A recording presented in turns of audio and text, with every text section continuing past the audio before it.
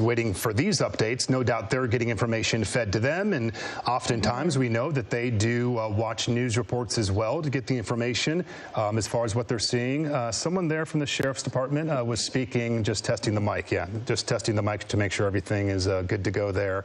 But no doubt at this point, as we suspected, things going to continue to push back until we get all of the factual information confirmed from this location in Torrance. You can see the broad perimeter here that has been set up in the area of Sepulveda and Hawthorne in the city of Torrance. And speaking to that impact that we talked about earlier, the fact that this isn't just one community now, you have, a wide-ranging area that's been impacted by this event from the South Bay all the way over to the initial shooting location in the San Gabriel Valley. Yeah, Monterey Park, and then it moved to Alhambra, and now we are in Torrance this morning. We've just gotten word that Air 7 has reestablished its shot right above, so we can get a better perspective of the Bearcat vehicles surrounding the cargo van and the SWAT members on the other side of that Bearcat. We aren't, again, seeing much movement coming from inside that white vehicle. And the video there on the right side of your screen is the LA County Sheriff's helicopter that is on scene in Torrance. So we were talking about the distance between the two investigations. So instead of driving, they were able to land that helicopter, at least get some boots on the ground as far as the Sheriff's Department response as all of this develops and unfolds. Certainly,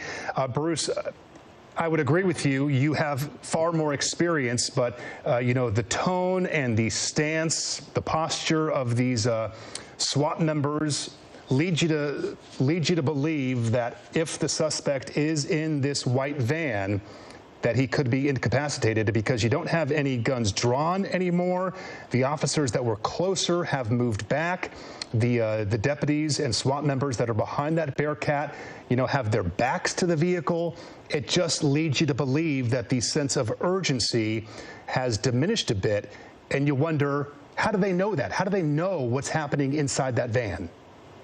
Yeah, you're 100% correct, and that's the posture that we're seeing from the SWAT officers and the general law enforcement in the area. The problematic part comes in now.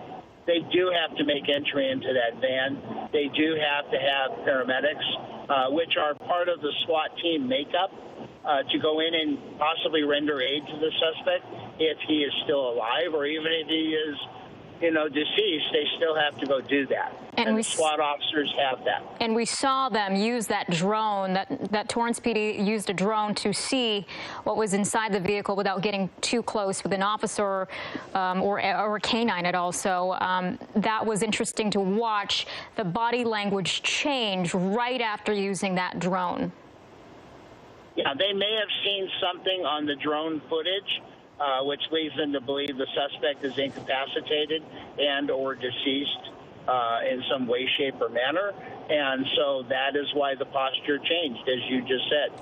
And the timing is interesting because it lines up. It makes sense. I want to say it was probably about 90 minutes after the Sheriff's Department revealed that they were looking possibly for a white cargo van that they located this one, which gives, agencies enough time for that be on the lookout to go out, for agencies around Southern California to look out for a suspicious white cargo van.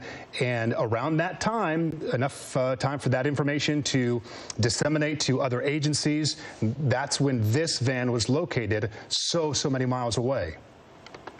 Yeah, they put out a BOLO, be on the lookout. It goes out agency-wide, all of Southern California, and I wouldn't even be surprised if they were about to put it out on the freeway signs also for the public to help them apprehend the suspect. You have to assume that they had more than just the white van to pinpoint this one, because we said earlier, it's somewhat of a generic vehicle. There are so many of them. Earlier this morning from Air 7 HD, we saw multiple white cargo vans within the vicinity of the actual shooting that were still on scene. So maybe there was a license plate that was captured somewhat on surveillance that helped pinpoint that, yeah, this is the one we're looking for. Yeah, I totally agree with that. This just goes to the credit of investigators for the Sheriff's Department, working with their federal partners and their local county partners, of just how they got the information out so quickly and so accurately to possibly end this with this vehicle and the suspect. Now, if the suspect is incapacitated in the van here, what is the next move that SWAT members will do? Well, they have to go in. There's no way to candy coat that. That means that they will break one of the windows if it's not already broken, as what we talked about. They may deploy a canine into that window to rouse the suspect, so to speak, or to get a response, and then go from there. That canine will be supported by SWAT officers who are heavily armed, because the canine, I know people don't want to hear this, but the canine is a law enforcement tool, and there have been canines that have sacrificed their life in operations just like that for their handlers. Yeah, we've seen that happen. It's equally heartbreaking, and a lot of people typically get upset about that. But and we certainly hope that won't be the case here. Yeah. Yeah, but they will have to make entry into that vehicle. Maybe they might use the third Bearcat to maybe rip a door off that vehicle, attach some sort of chain and hook to give them an operational viewing and area where they could possibly enter safely. And Bruce Thomas, at this point, it's almost like nothing would surprise us. We've seen situations with prior pursuits with a suspect of tear gas and non-lethal or even lethal shots going into a vehicle, and we thought that the suspect must have been killed, and sure enough, the door opens and the guy walks out. That was a case roughly a month or two ago. So even if you think one thing, until it's done and in custody and that door opens, you just don't know for sure.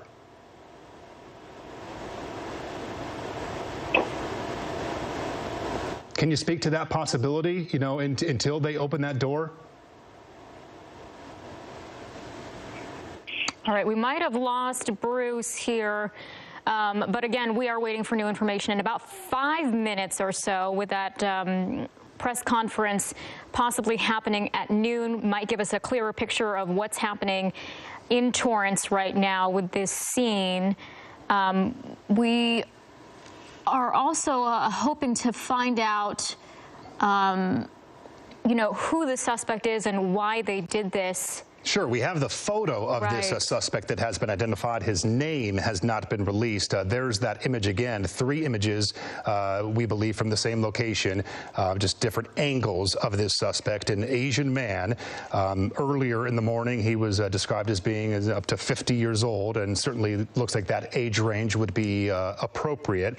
His name not released, and it's unclear, for what it's worth, which location these surveillance images came from. There were 2 locations of concern. One was the initial mass shooting location in Monterey Park at the Star Dance Hall.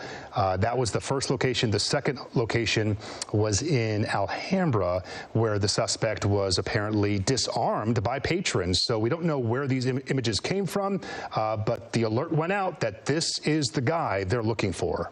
And we'd like to bring in now former LA County Sheriff Jim McDonnell on the phone with us this morning. You are watching our coverage here of this barricade situation with the suspect possibly in this white cargo van. What do you make of this scene unfolding?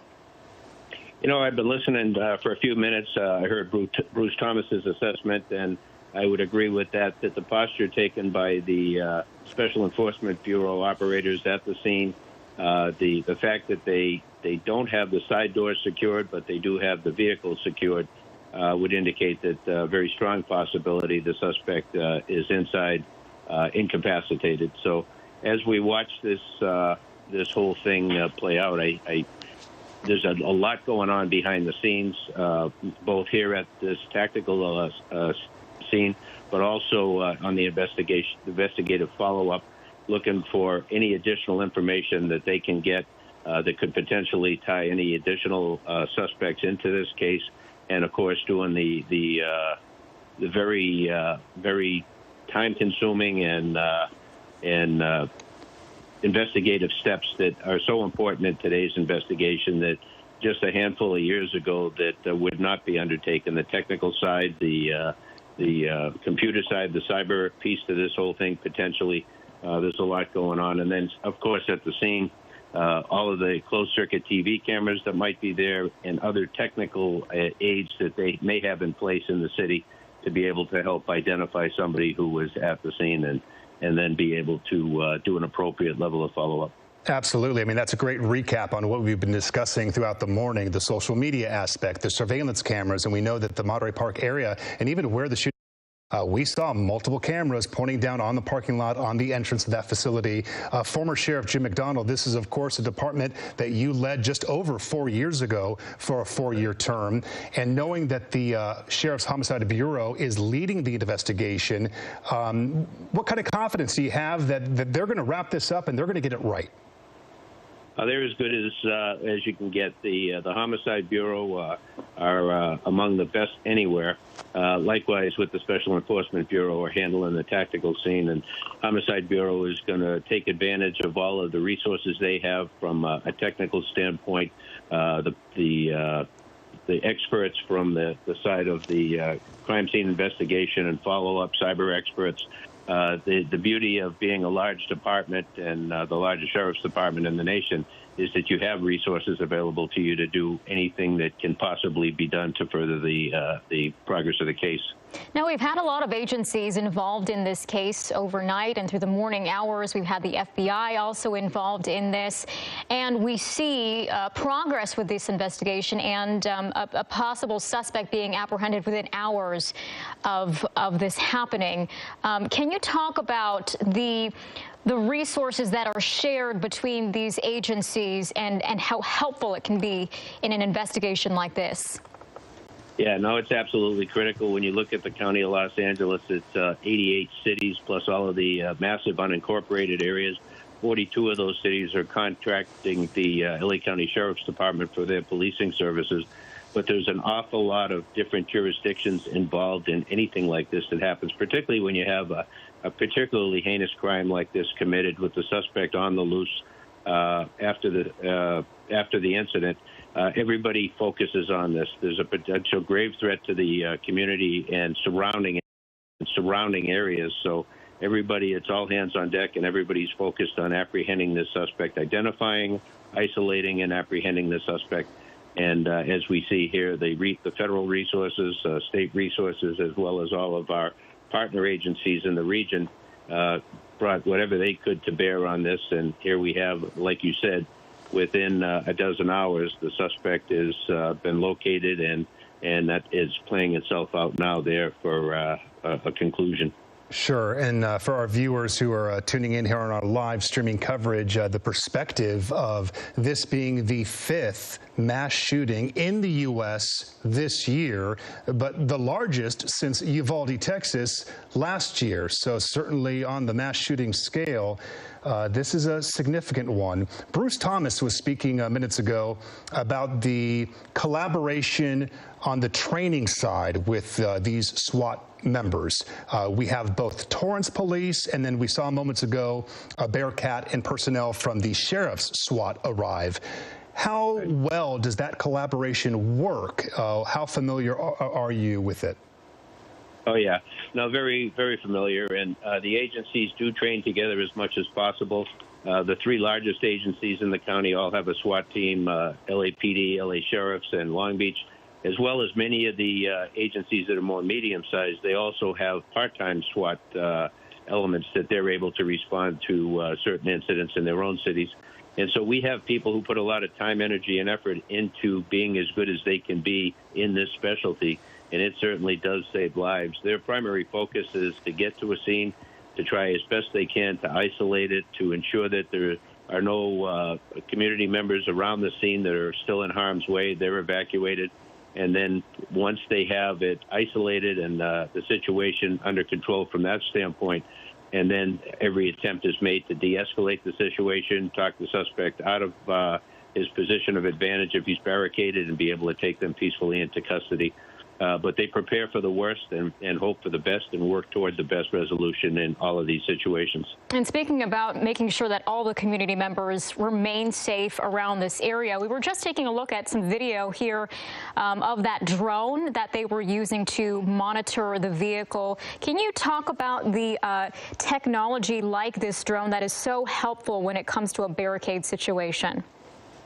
Absolutely. I recall back when I was sheriff in 2015, we introduced drones to be able to be useful to us in situations like this, tactical situations, in bomb squad situations, and in trying to locate lost hikers and missing persons in the Angeles National Forest area. And there was quite a bit of pushback at that time. And I think we've seen a transition in the public realizing the value that a drone can bring in being able to safely get eyes on a tactical scene, or in the case of an explosive device, the device itself, without putting our personnel in harm's way unnecessarily. In this case, a drone, I believe this is probably being operated by Torrance. Torrance has one of the premier drone operations that I've seen. They use drones on a regular basis to assist in responding to patrol calls as well, and they're very well versed in it and have been at it for some time. And so I think we're going to see more and more drone usage throughout the United States as we see the value of being able to effectively to get a view of what's going on, to be able, in this case, possibly to be able to look in the windshield or the side windows, and the rest of it is all you can see, not available. It's a panel truck, so there's no windows in the back.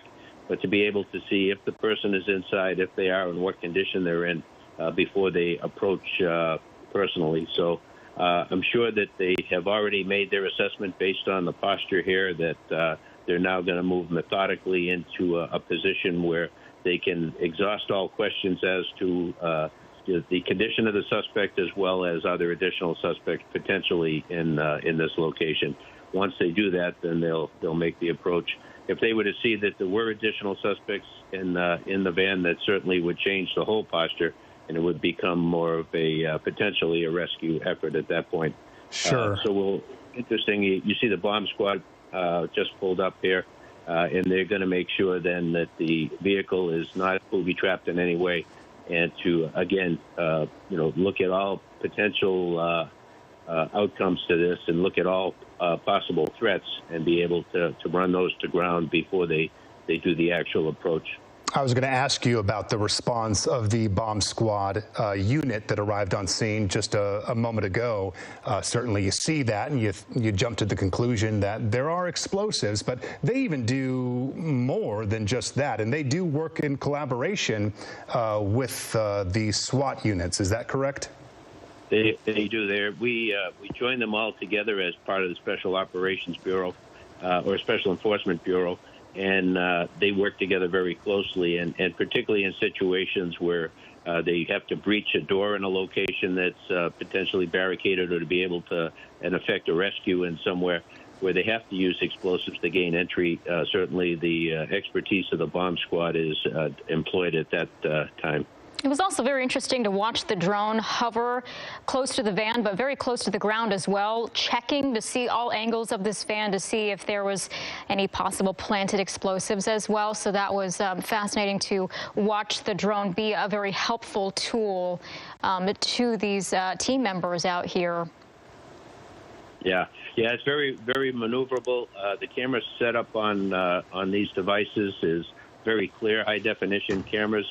And so they have an ability to be able to do a very thorough and quick assessment using these devices. Yeah, and you spoke so well to the debate that occurred years ago when you were serving as the Los Angeles County Sheriff about drones. I mean, there was even outrage from some folks in the community about this, with concerns and complaints that, drones were going to be invading our privacy and looking in our windows, and that is not the case. Yeah, not at all. The only windows they'll look in are in a situation like this, whether it's a vehicle or a residence or a business, to be able to see what the needs are for the tactical situation at hand. And certainly if there is someone injured inside, they get that information, and they were able then to make it a rapid entry and be able to pull that person out, get them to the medical help they may need. And so it's, to me, it's just a tremendous lifesaver in the situations where it's used appropriately. Oh, absolutely. We got good perspective there just a moment ago from Air 7 HD on the broad perimeter that's unfolding here in this area of Torrance. Sepulveda and Hawthorne is the general intersection where this parking lot is located. Looking at everything that you're seeing in this coverage, do you think we are minutes away, moments away from them moving in? What are they waiting for? Yeah, I don't have any specific knowledge or information more than you do at this point. But just watching the posture, they're going to take their time. It does not appear that there's any sense of urgency. They're going to do it thoroughly and make sure that every eventuality or potential is looked at and exhausted before they make that approach to the vehicle. And so as you see additional resources being brought into place, it looks like, based on this latest one, that they're going to be here for some period of time. And may I ask you, correct me if I'm wrong, the Sheriff's Homicide Bureau, that is stationed within the city of Monterey Park. Am I correct? And if so, can you speak to that community? What's happened to them with this incident? Certainly, yeah. The Homicide Bureau is based in the city of Monterey Park, and certainly has that attachment with the local residents. So when they rolled out on this last night, I'm sure this certainly had some special meaning for them being so close to their headquarters. But also the relationships that the Sheriff's Department and the Monterey Park Police Department enjoy with the community members in Monterey Park and the surrounding areas is a very strong one. And so earlier we saw the Chester Chong, the president of the Chinese Chamber of Commerce, out and speaking to this issue, and certainly you can tell by the way that it's being viewed by the public that a tremendous amount of concern, quite a bit of fear, and the Asian American community has been through some very difficult times in the past couple of years. So again, this on top of all of that, I'm sure is very shaking, very unsettling to the whole community. Oh, absolutely. A lot of Asian Americans who are celebrating Lunar New Year this weekend, not just at Monterey Park, but at events all across Southern California, are very torn by this. They don't know whether to mourn or celebrate the Lunar New Year because of this shooting that happened overnight. We do know there was a few cancellations. The Citadel outlets even canceled their celebration in light of this and in respect for those victims. But it's been the community has been shaken to the core and outraged from what I am seeing online, that there has been, we don't know for sure if this was, the motivation, if it was a hate crime or if it was something more personal or a domestic dispute. That has not been fully confirmed. But regardless, this was a very heavily predominant Asian American community with 65% Asian American. And it really shocks them to the core when something like this happens, especially so close to that Lunar New Year festival, just a street away. But still so many questions as to why that suspect decided to shoot in that dance studio as opposed to the Lunar New Year celebration. Thankfully, he didn't. But this is just a tragedy all around, and the Asian American community is certainly heartbroken this morning. Absolutely. A number of motivations have been put forward with this morning as to why this occurred. I don't think we'll really know until the investigation plays itself out in more depth. But from what we've heard and what we see often in these mass shootings, that it is somebody who feels that they've been disrespected for whatever reason, and they in their own way feel that they're going to strike out at anybody potentially responsible, or even anybody who may represent somebody they feel is responsible in any way. And so when you try and look at these things, it's hard to be able to rationalize what happened because it's not a rational decision, obviously. And so this individual's background and all of the things that led up to this will be looked at in great detail as the investigation continues. What is that process like, looking into the background of a suspect? Yeah, well, I mean, and I don't know what the story is on this particular individual, but oftentimes, you'll look at somebody's social media history, you'll look at their presence online, what they've been involved in, what they're interested in, queries that they've made, web searches, but also communications with others, and have they expressed themselves in a way that it was threatening? What could have been learned? What should have been learned? Who else knew what was going on in this regard? And so certainly, and I can't speak to this case, but one of the things you often look for is, was this person tied in with other people? Is this something larger than what we're seeing here in this individual case? And so all of those things will be looked at, and any leads exhausted in that way. And like you mentioned earlier, we have some of the best and brightest working on this case with tremendous amount of experience and an ability to work with our federal, state, and local partners in a way that I think could be a model for the rest of the country. Yeah, on that note, not only as a former sheriff do you have that perspective to what occurs in Monterey Park, prior to that, you were the police chief in Long Beach, much like Robert Luna. And so you worked, I got to assume, in collaboration with Torrance PD, being a neighboring city there. So you're well aware of what they are capable of when it comes to these investigations. Yeah, very true. In the county of Los Angeles, we have the Los Angeles County Police Chiefs Association, which brings together chiefs on a monthly basis to discuss trends, patterns, different things that you're seeing, but also the ability to be able to share resources and to be able to network. And when you need something, to have that type of relationship where one phone call will get you the resources you need to supplement your own. You can't deploy enough people for something that is a very big incident in any individual city. So it's so critical that we have the partnerships that we have throughout the law enforcement community. And I've been told by people from around the country and around the world that Southern California really leads the way in that collaborative approach to dealing with major crisis. We, fortunately or unfortunately, have a lot of practice in doing that with all of the various types of natural disasters and other major events that we have here in the region. So we have some of the best and brightest, and they get to practice their trade on a very frequent basis. So, we're thankful to have this type of expertise here locally. And I was reminded that prior to your time as LA County Sheriff and then the Long Beach Police Department, you also served with the LAPD. You've been all over, tons of experience. The Los Angeles Police Department, more than 9,000 sworn officers currently. Monterey Park has 75 sworn officers, certainly a smaller city of the 88 that you referenced in the county. That being said, what kind of toll does this put on a small police department? Clearly, we have the assistance from the Sheriff's Department this morning on the investigation, but there's still got to be a big weight on this department. Oh, absolutely. This department, it is a relatively small area that is being policed by a police department of 75. But any given time, there's a small fraction of that number out and available on the streets to respond for calls for service. So when this event happened last night, local resources were clearly overwhelmed and needed the support from surrounding agencies, the Sheriff's Department, and others, our state and local our state and federal partners as well.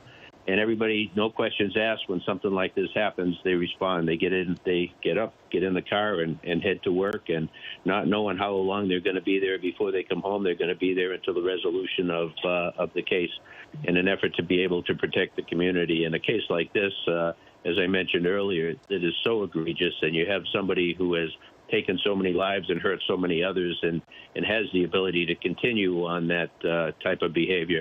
That person has to be identified very quickly and taken into custody to protect the community. And that's what everybody is focused on and very much committed to. Absolutely. I wonder if you can speak to this. The Monterey Park Police Chief, Scott Weiss, I believe his name is, he spoke earlier during the 8:30 news conference, and he said on the record that this is not connected to the Lunar New Year festival that was ongoing in Monterey Park earlier in the evening. That event was scheduled to wrap up at 9 p.m. Granted, this occurred within an hour after the event, less than a block away. What do you think? Can you say it's not connected definitively, or is that kind of still on the table? You have to assume that there were people who maybe spilled from one event to the next event, and the proximity of the two is just so incredibly close. Yeah, I mean, at first blush, you would assume that there would be a connection between the crime and the event, bringing so many people together in a relatively small piece of real estate. But Chief Weiss must have information that would indicate to him to that level of certainty that this was separate and apart from that in order for him to have said that this morning. So there's a lot that they don't feel comfortable, I'm sure, going out with at this early stage in the investigation, but that they will speak to in greater detail later. Okay, we appreciate your insight on this, Jim. We do want to have you on standby real quick, but we want to throw to our reporter who is on the scene right now, Eyewitness News reporter Sophie Flay, live at that scene in Torrance. Sophie, what can you tell us? Irene, we just got here, but as you guys know, this standoff has been going on for over an hour. You can see behind me those two Bearcats sandwiching the white cargo van.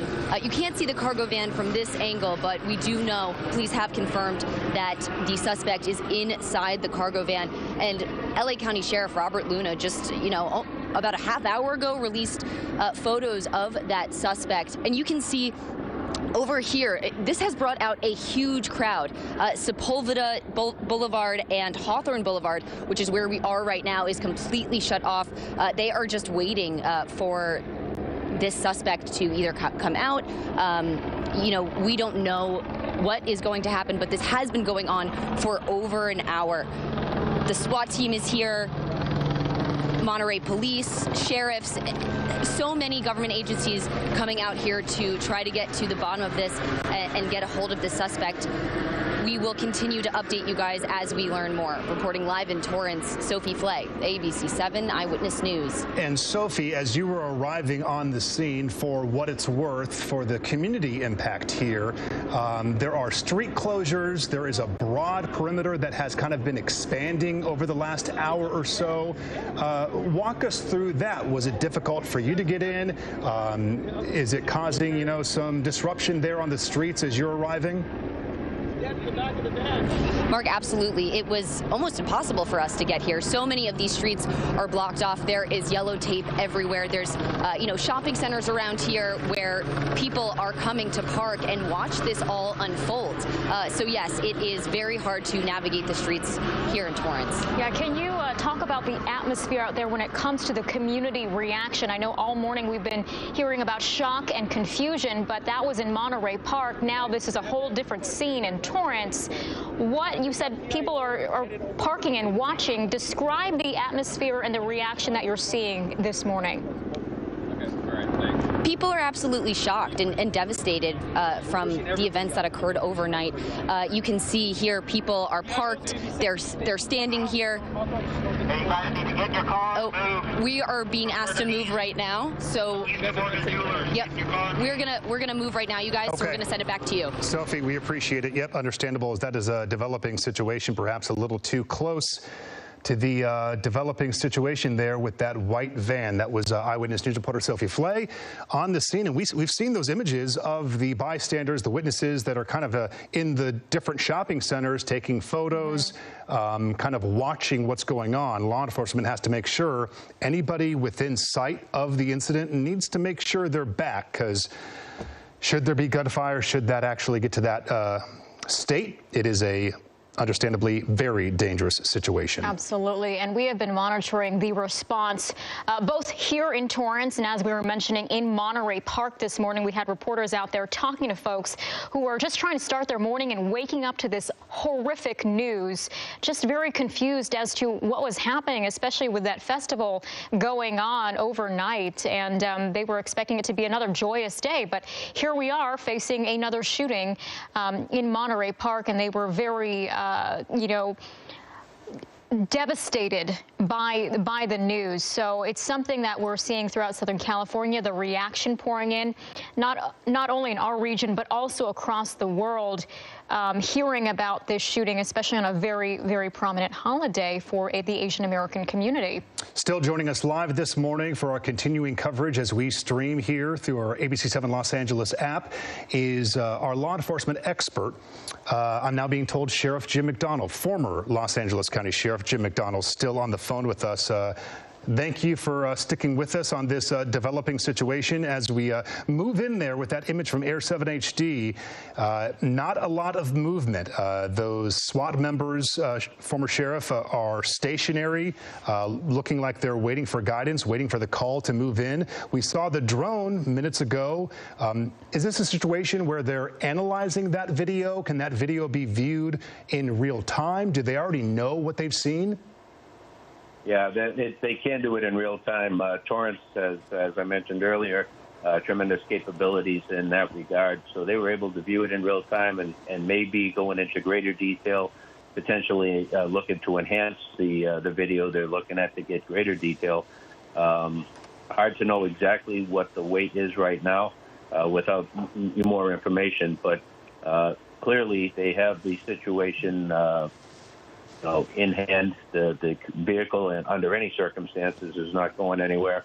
The posture they're taking appears that if there is someone in the van, that they are in some way incapacitated and not the threat that they might have been previously. So I can't speak in greater detail to any condition or anything within there, but they're going to exhaust all precautions in trying to be able to ensure that when they do approach and open that van, that everything has been weighed and it's the right time to do it. So you can see there in the back you have a lieutenant, a captain, and an operator discussing what is in front of them and what next steps are going to be on their feed. And so very familiar with the two gentlemen in the front there, not so much the operator, but they are among the best in the business. So confident that all the right things are being done at this time to be able to make sure everything is as safe as it can be. I'm sure they're being very thorough, but yeah, a big question for many people who are watching this coverage. What will something happen in the next few minutes, or will it take a few hours? We don't know at this point in time. And that's the same sort of mentality we also had for the investigation earlier in Monterey Park. We had that entire street shut down, and the big question was, will this be investigated for several hours, or will this last for several days? Bruce Thomas, our other law enforcement expert, was mentioning to us that it could take days until that investigation is clear in Monterey Park. The Alhambra location, in the meantime, has been cleared. And former Sheriff Jim McDonnell, you spoke as well about what's happening behind the scenes this morning. We have, a good perspective between Monterey Park, that investigation, and then now what's happening here in Torrance on the investigation on the ground, which is certainly developing. But that behind the scenes effort, what's happening, in offices, using the computer networks and social media, that has to be incredibly large, maybe if not larger, to learn more about this suspect. Is it a race against the clock? Yeah, no, absolutely. There's a lot of people that you don't see. There's a number of people out at the scene, obviously, at both scenes or all three scenes. All right, former Sheriff Jim McDonnell, I'm going to put you on pause. We have a news conference that's about to begin. We are going to join our viewers on air as well. This is Eyewitness News with live breaking news. Good afternoon. We are interrupting our 2023 Australian Open Tennis Week 1 highlights. You can continue watching it on our digital channel 7.2. Check your local listings on how to access that. But right now, we go to this breaking news. Law enforcement is giving an update on this deadly mass shooting in Monterey Park. Let's listen in. Update you regarding the mass shooting that occurred last night. Sheriff Luna. Thank you, Captain. As most of you were here earlier today, it's very important for our community to be updated on something as significant and tragic as this. So we're back up here, making ourselves available to you for any questions. I think you're aware that at 11:18 this morning, we released a bulletin with a picture or an image of what we believe to be the suspect. We haven't named him. And there's a reason for that. We have a lot of resources in the Sheriff's Department, working with other agencies to make sure, again, that our priority, beyond taking care of the victims and survivors of this horrible incident, that we get this man off the streets. So I think that all of you have received this. I want to address also that there is a tactical incident that's occurring in the city of Torrance that is being covered. People have asked, is that your suspect? We don't know. As I said earlier today, we had a vehicle that was described as a white box van, I guess you'd say, a van of interest. And there's a van that looks just like what was described to us in the city of Torrance. It's a barricaded suspect situation. We are working with one of our partner agencies, the Torrance Police Department, to resolve that. We believe there is a person inside of that vehicle. We don't know their condition, but we're going to handle that in the safest manner that we possibly can to try and identify that person. Could it be our suspect? Possibly. But at this point, if we're doing our jobs correctly, we're not only looking at that situation or scenario, but we're making sure that we're looking at any and every possibility. So I do encourage our community, if they have any leads, maybe they saw the picture of this individual, to come forward with any information that they believe may help us in this very critical and important investigation. That's going to be very important. I also want to talk about the victim survivor side of this. In response to our mass shooting this morning, a victim resource center has been set up at the Langley Senior Citizens Center located at 400 West Emerson Avenue. And I want to make sure that the appropriate victims, families, friends take advantage of that resource. There are many people behind me. Some of them will speak, representatives from different agencies, and there's so many parts to this, right? The response, the medical side of it. But as we're looking for this suspect, we will not forget the victims and survivors. And it's important because you can just imagine the trauma that they've experienced, and it's our responsibility to wrap our arms around them. So representatives from the Los Angeles County Sheriff's Department, Federal Bureau of Investigation, and the District Attorney's Office, and the District Attorney, George Gascon, is standing here with us. The Red Cross, the Department of Health Victim Services are at the center to assist the victims, survivors, and their families.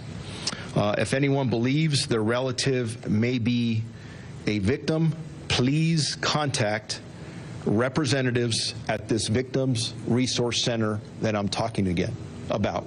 And again, if you think that you have questions, you're upset, you haven't been able to locate a family member that you think's involved, please go out to this Victim Center and we will assist you. That's why we're there.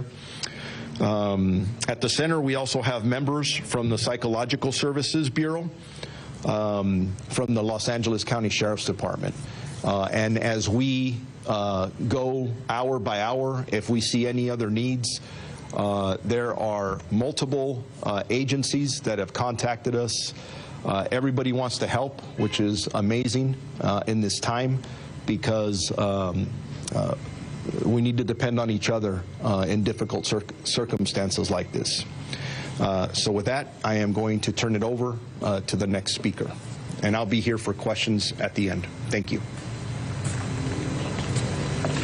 Thank you, Sheriff Luna, and I also want to congratulate and actually give credit to the first responders, as well as our sheriff team and the city of Monterey Park, the chief of police, the many deputies, and as well as the DA's office, Mr. Gascon, and also to our elected officials that are here with us this morning representing the city of Monterey Park. I am, as you know, very heartbroken to hear of the news of what occurred with the individuals that lost their lives. But I think now we have to look at the victims, the survivors, and as the sheriff said, this is what the county does best. Help provide assistance, mental health services, any kind of relief that is possibly and legally conceivable for us to provide. We are here to support all of the families in this community and help them in their healing. It's tragic what happened, but let's also think about the people who put their lives out there on stake every single day as well to protect us, our safety, well-being, and also our physicians, the ones that I can tell you about at LAC USC that are right now treating at least 4 of the other victims there. I also want to say that they have also devoted their service to help providing protections for all of our residents in our community. The county's Office of Emergency Management has also been providing support and leveraging mental health resources at this very traumatic time, along with the city of Monterey Park, which, as you know and you can see, are very united and very resilient. Again, a heartfelt note to the families who lost their loved ones and to those that are recovering at this time. And with the help of the public, we can help to identify the individual that was behind this incident. Thank you.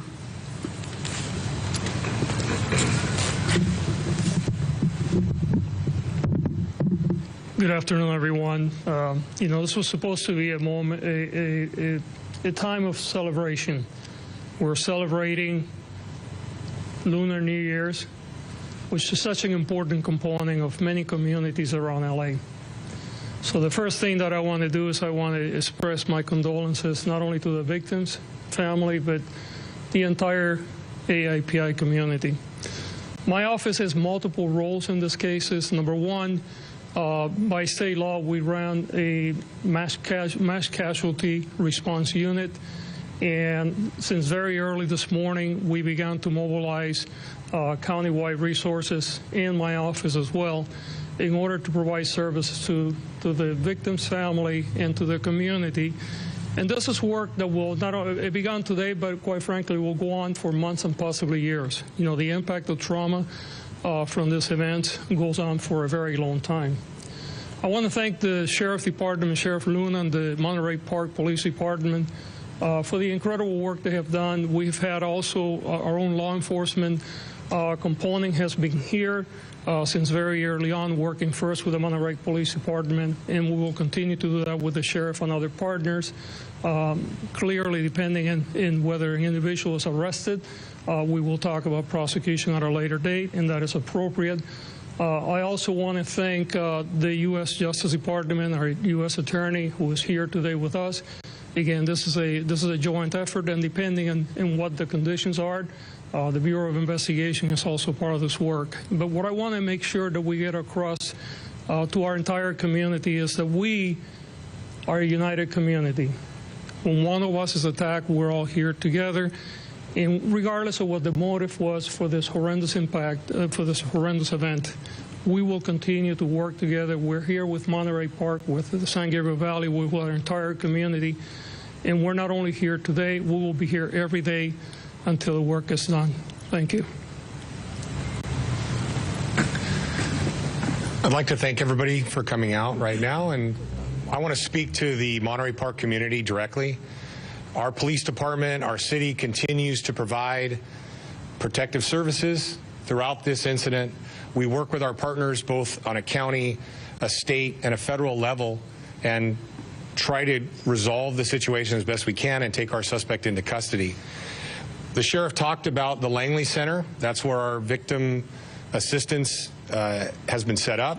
I asked that the partners in the press give those victims' families a little bit of space over there so that they can get information. You can imagine when they woke up this morning after the Lunar New Year festivals from yesterday, and they may not have found their loved one next to them in the bed or at home, and how that's affecting everybody in this community right now.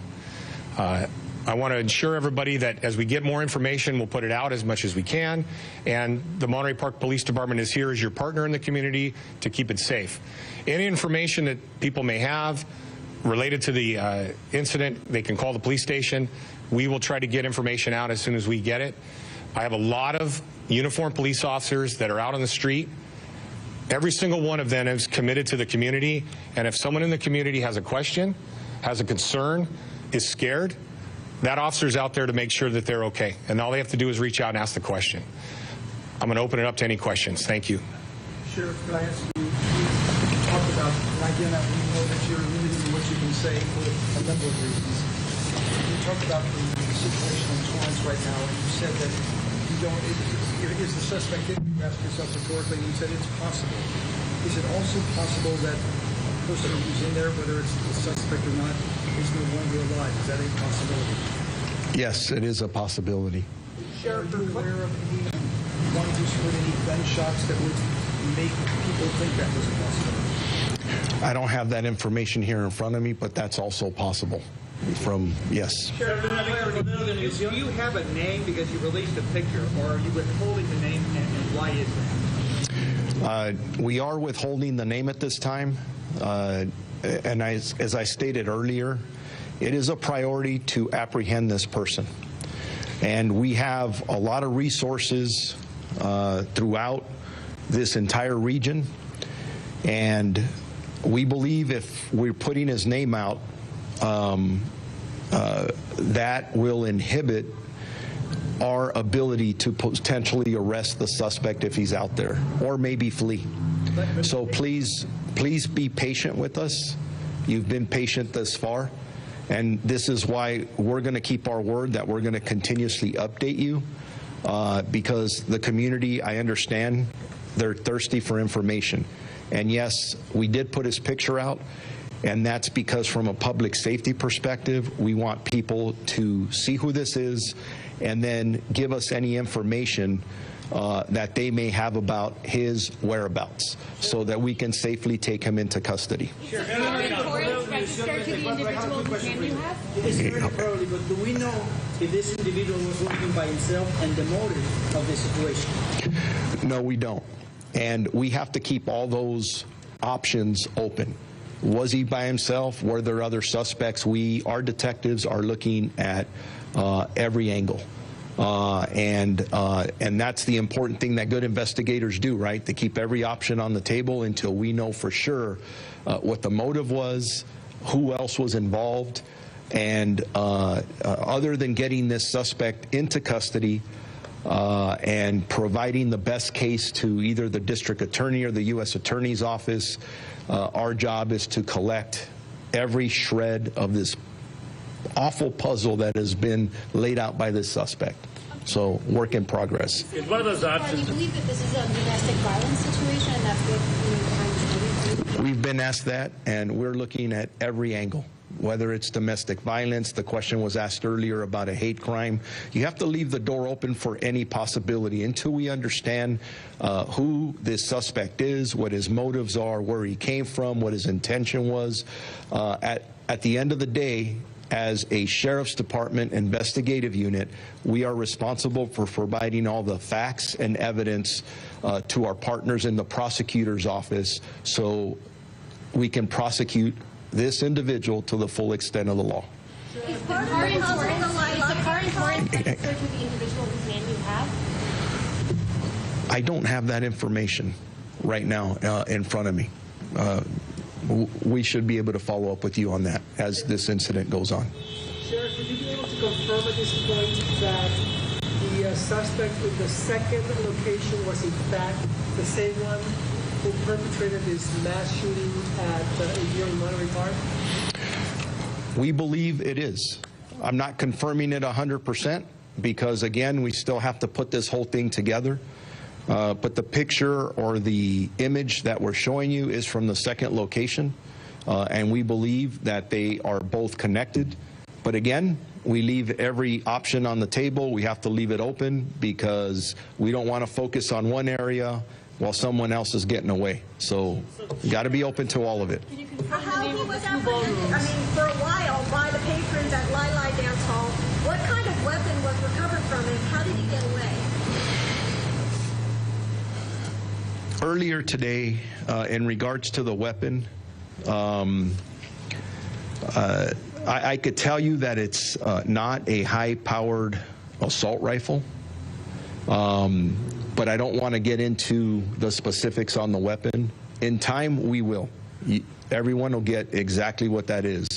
But I don't want to say anything that will impact or create more challenges for us in trying to apprehend this person. Two more questions. Places, the names of the places. But you think only one weapon was involved in the deadly incident?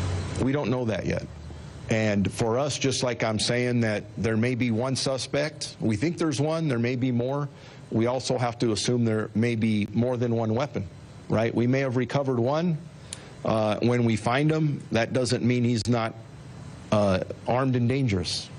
Sheriff, finally, can you explain to us then, since the last briefing, what is new other than the photo? Well, I mean, the update, and you got everyone here. I'm just trying to ascertain if there's anything new other than the photo.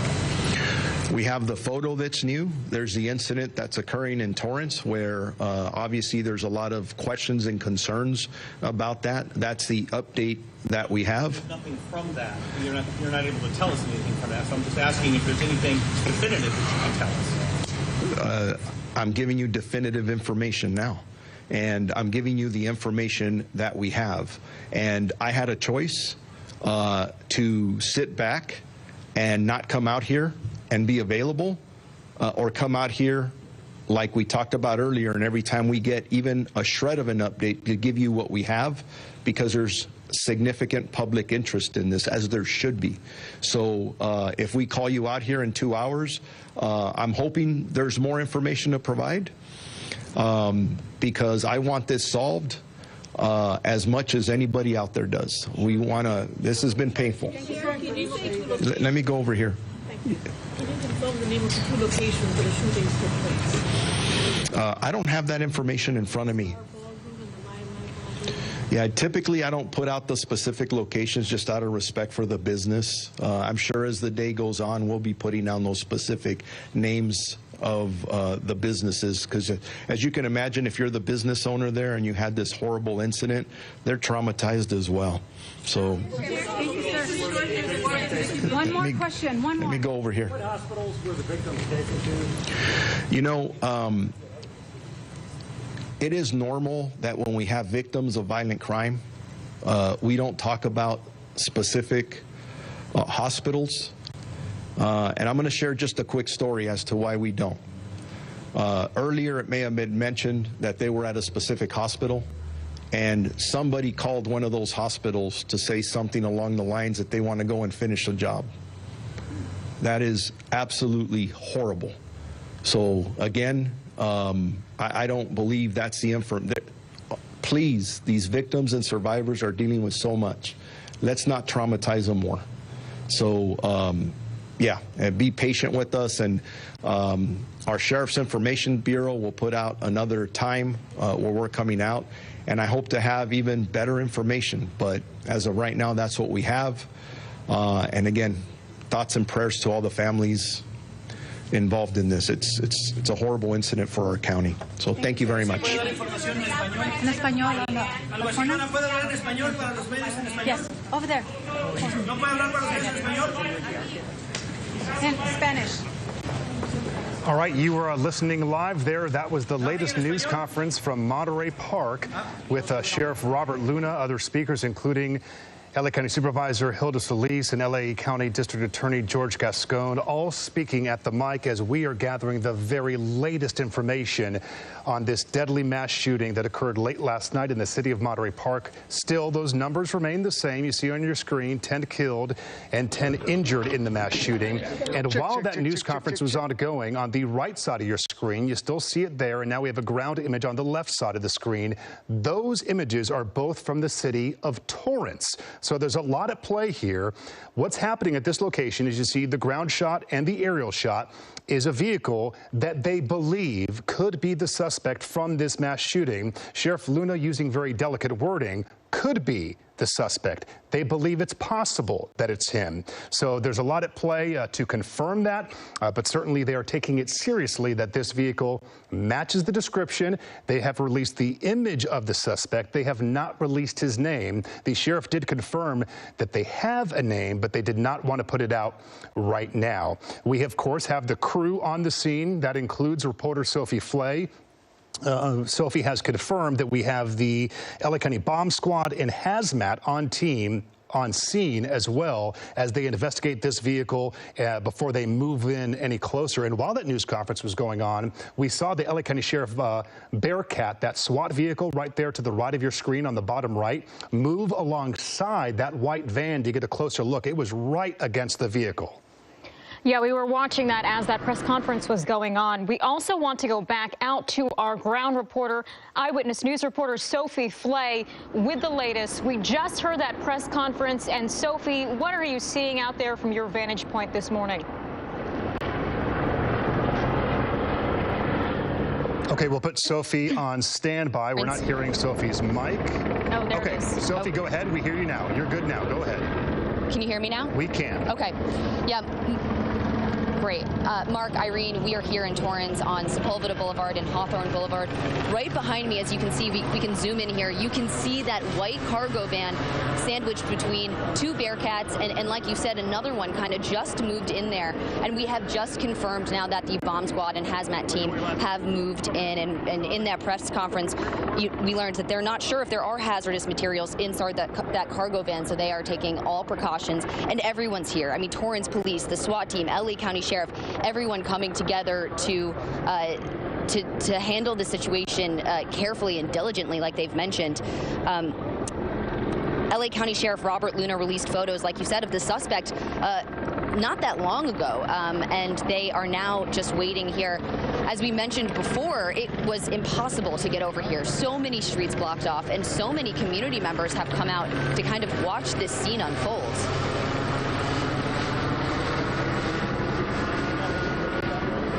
That Bearcat move through the area, it's on the move once again, and it has just been trying to survey that van, as you mentioned. We also saw the drone that was taking a look inside the windshield and around the vehicle. As you mentioned, Sophie, that they're erring on the side of caution because we don't know if there are any explosives inside or around that vehicle. So, Sophie, we appreciate your report this morning and giving us a good perspective of things on the ground there. And we do see this Bearcat being very active, getting very close to the driver's side of the van. We saw earlier that the window there was smashed, so it might have given them a clearer view of what's in the back of that van. Yeah, that's a very interesting position that it's taken. In the moments prior to this, it was moving alongside of that van, but now kind of pointed right towards it. We have a reporter in Monterey Park, Leticia Juarez, on standby, but if we can hold, I think this image is worth staying on. Let's see, do we still have former Los Angeles County Sheriff Jim McDonald? Is he still with us? He is the director of USC Safe Communities Institute. He's been providing really important insight and perspective as to what we're seeing on the ground this morning here in Torrance for this part of the investigation. Jim, are you there? Unfortunately, it doesn't. Oh, are we here? Yep. Can you hear me? Yeah, I'm still on.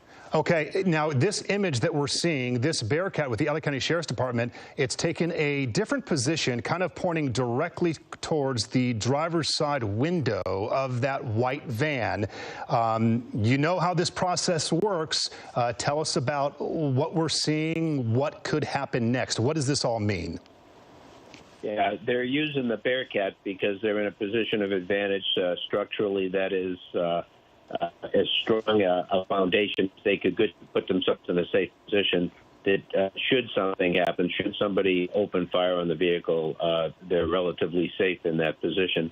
So as they move forward now, they're looking to see everything they can see. It's a panel van, so you don't have the ability to look in the rear windows or any side windows. So they're trying to get as much information as they can by basically hitting this thing from every angle they can, to include the drones. And so as they go forward, if they can, they'll also be in a position with hazmat and the bomb squad out there to be able to try and obtain readings should there be any hazardous materials there, to be able to, in the parts per million, figure out, do we have an elevated level of any substance? And that's very helpful then in deciding next steps. So there's a lot of science goes on now that a few years ago was not possible, but they have all of that, at their disposal. So our hopes is that this is a safe position for them to be in, and that they can, as quickly as appropriate, be able to bring some resolution to this and some closure to the people who are at this particular scene, at least. And we'll stop you right there. You may be on a slight delay. SWAT officers have moved in to the vehicle. They are at the door preparing to make entry. They have broken the passenger side window. That window is now open. They are potentially opening the door. There's about more than a half dozen armed officers right at the door. Perhaps the side door will be the next to open. We now have the passenger side door open. Guns are drawn as they are moving in on this vehicle. You got to assume they believe this individual is incapacitated. The fact that they are going inside first. He's reaching over, the lead officer, to the driver's side. He has moved the seat, and potentially this sliding door here on the side is going to open next. Yes, they have their guns drawn. As you mentioned, the Bearcat on the other side of the vehicle, making sure that they are safe from that angle as well. But we're waiting to see what the officers will do next. They've just broken the passenger window, opened that side of the van, about to open the side door.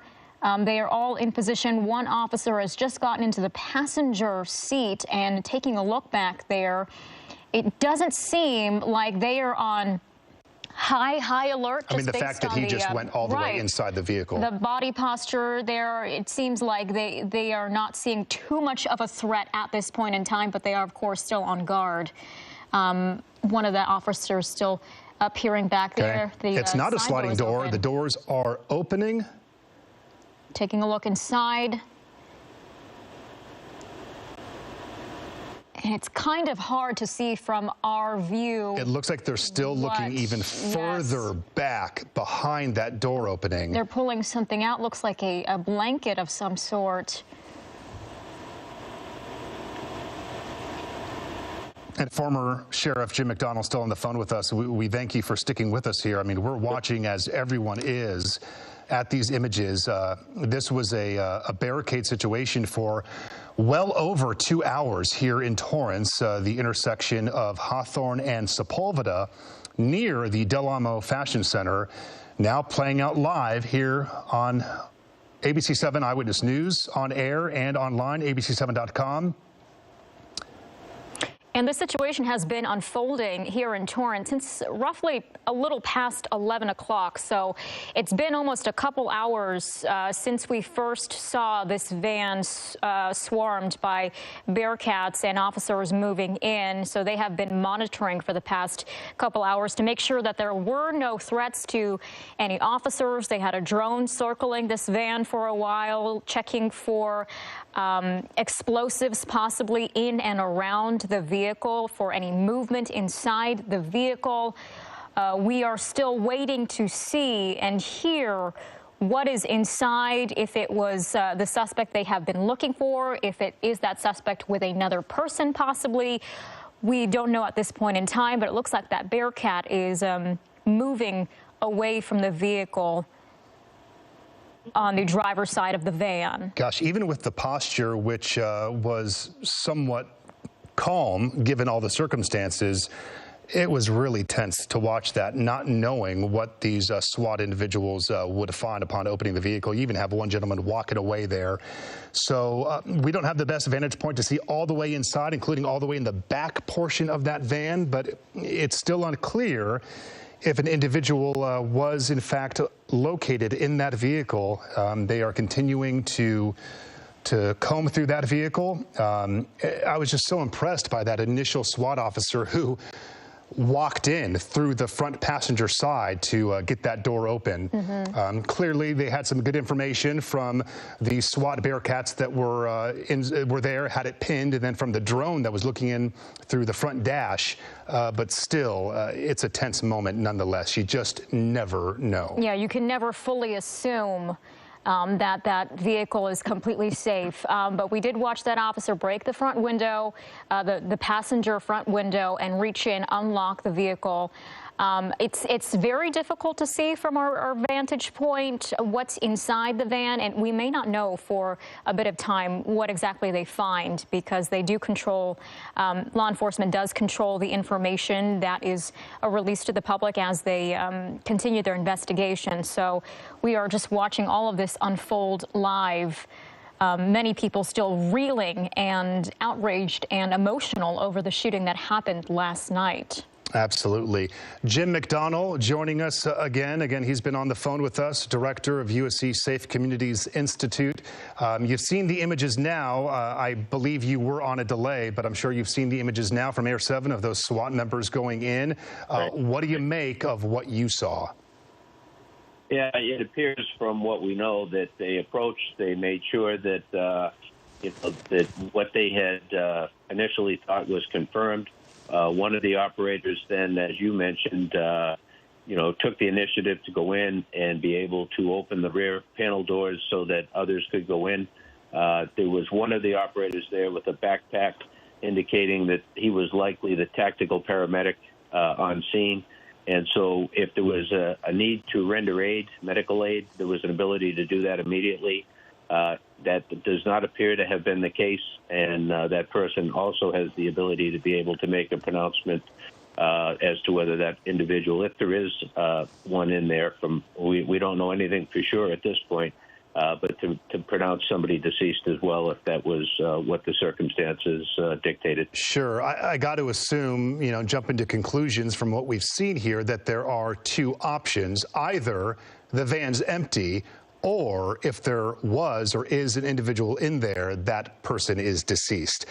We can't see a person deceased from our vantage point. There's a portion of the van with no windows inside the doors to the left that they were searching. It's unclear if there is a possible person suspect in that portion of the van.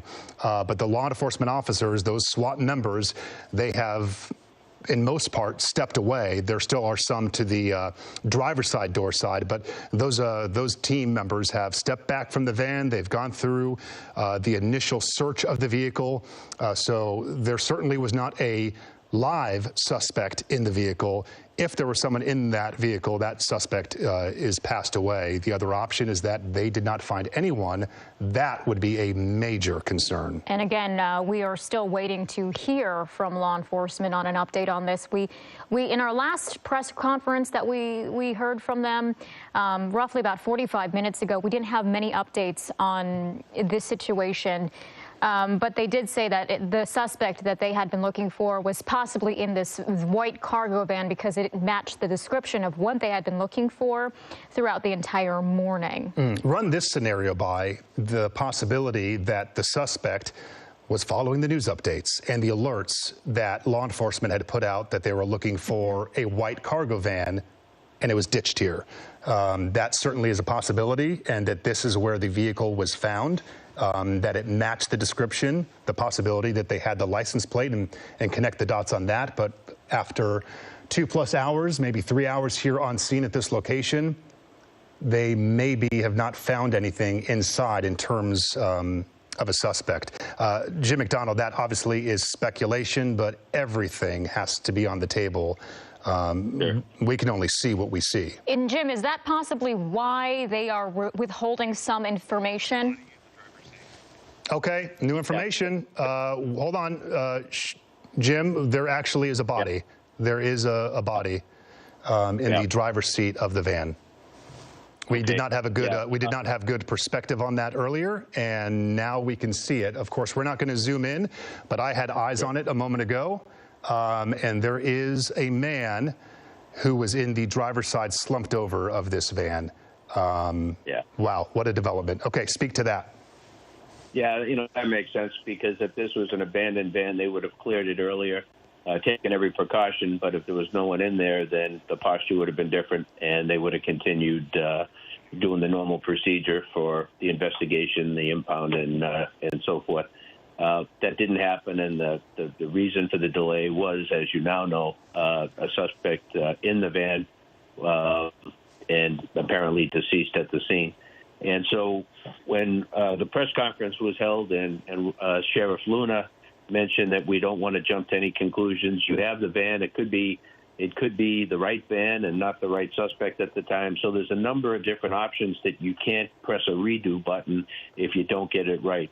So they want to slow things down. They want to take every precaution, but they also realize that when they have, in this case, the scene here again in Torrance, as well as Monterey Park and Alhambra, they have to exhaust all investigative methods to be able to capture what they can, because once you open it up, you no longer have the ability to go back and to be able to then complete the investigation. The scene has been compromised.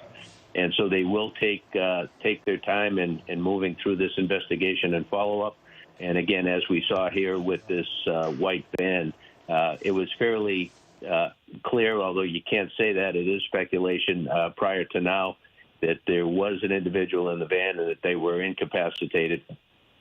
And that really dictated then what we were seeing on the scene, that you had the SWAT officers there, but not in a high state of readiness.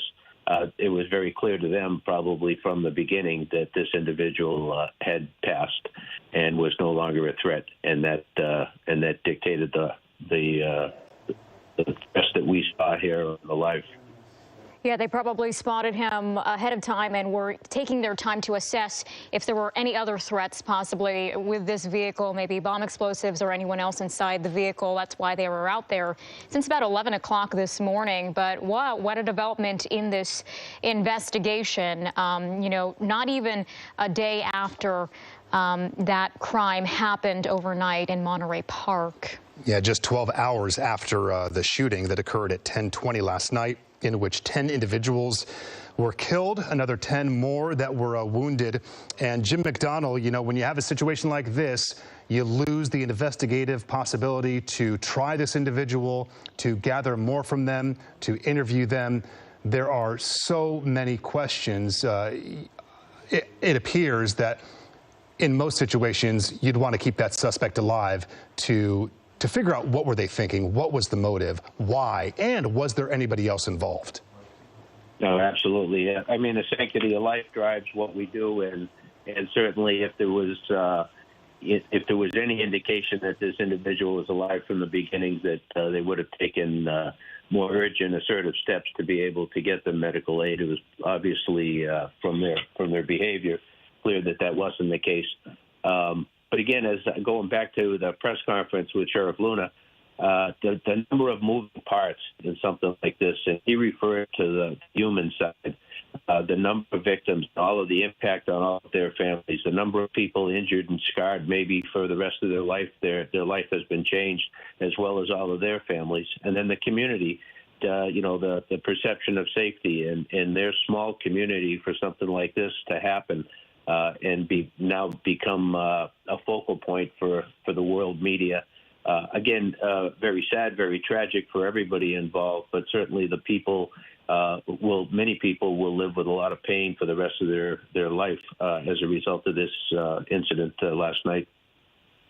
Yeah, absolutely. Very heartbreaking. This is a dramatic situation for so many communities here. We do want to go out to our Eyewitness News reporter, Leticia Juarez, in Monterey Park at the Reunification Center, where families and friends of the victims there can get answers and ask questions to law enforcement. So, Letty, what can you tell us? Well, for anyone that's been impacted, whether it be a family member or a victim or a witness who saw what occurred, they can come down here to the Langley Senior Center, which is located on the 400 block of West Emerson.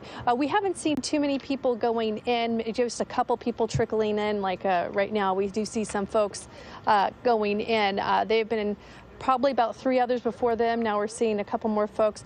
They're just allowing them to come in here and seek help, whether it be for a mental health crisis, because obviously if they were a part of this or they had a family member that was injured, or maybe they don't know where that family member is, this is where they can come to get information. Now, this crisis center was set up by the mayor of Los Angeles office, Mayor Karen Bass, helping out the mayor here of Monterey Park by establishing this center here. The Department of Mental Health on scene with their advocates, and also with just people in the law enforcement community to help out. Again, we've been seeing a lot of food coming in as people from the community have been bringing them items. The Red Cross is also on scene to help with anything that might be needed by the victims. But again, anyone that may have been involved in this mass shooting, who maybe has a loved one that they cannot find or locate, maybe they're at a hospital, they might be one of the victims, the deceased victims, they can come to this center and try to find some answers.